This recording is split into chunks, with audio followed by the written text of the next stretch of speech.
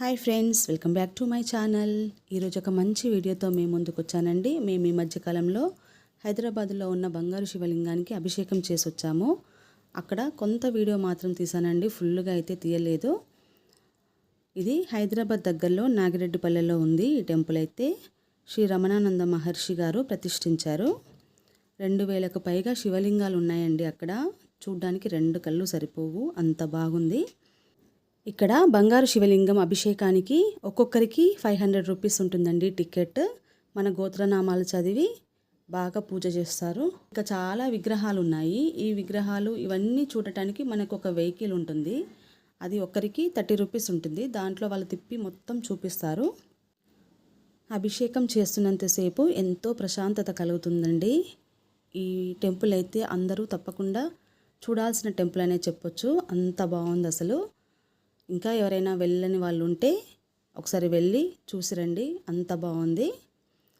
Video అయితే ఫుల్గా చూడండి, స్కిప్ చేయకుండా.